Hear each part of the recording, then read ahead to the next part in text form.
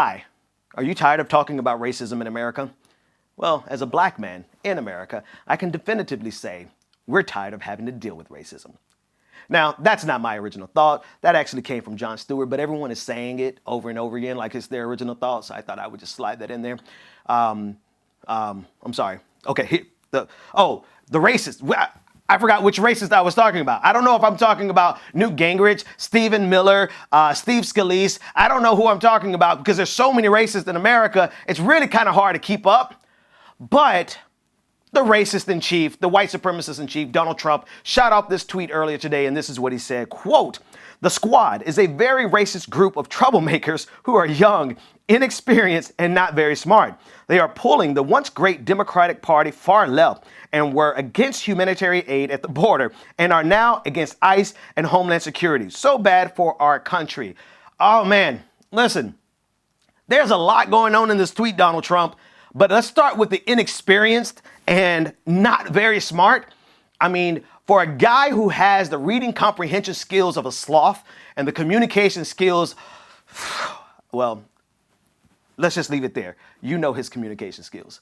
But as a guy who really should not be talking about the intellect of someone else, you've got a lot of nerve to try to call out these brilliant young women as not smart or not very smart. I can't even speak the way this guy speaks, guys. Come on.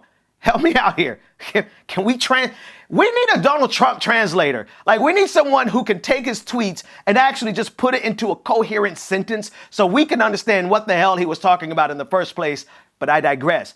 Donald Trump attacking these young women as inexperienced is laughable because when you think about his entire body of experience, he's been nothing but a failure. The only reason Donald Trump has money now is because he inherited millions of dollars from his father. And as most of us have come to understand, you could have enough money to be able to make mistakes. Donald Trump has multiple bankruptcies in his personal life. He has casinos that went bankrupt. He even tried to sell Donald Trump steaks. Remember that? Donald Trump steaks. That was a thing, and that failed as well. So his entire body of experience has been nothing but failures.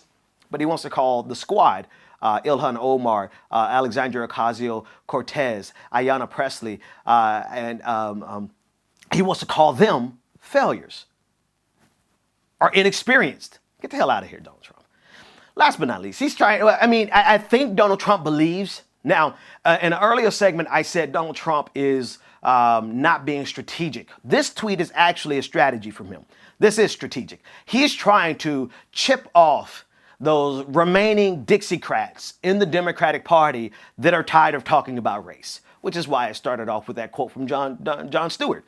If you're tired of talking about race, you better believe that the people at the border who are being put in cages, asylum seekers who are being put in cages, and this is clear, as much as this is about xenophobia, it's as much about race as anything else, because Donald Trump is not going to alienate and incarcerate immigrants and asylum seekers from European nations. Well, it's not going to be many asylum seekers from European nations, but you get the point.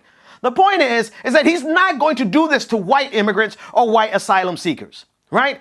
And so he's trying to pick off this remaining portion of the Dixiecrats in the Democratic Party who are tired of talking about race. But the fact of the matter is the reason we have to talk about race is because Donald Trump, for the sheer enjoyment and the sheer pleasure of making the lives of immigrants difficult, for the sheer pleasure of alienating them, incarcerating them, damaging their lives, and getting joy out of that, Donald Trump is creating an environment in this country that really, how do we even come back from this?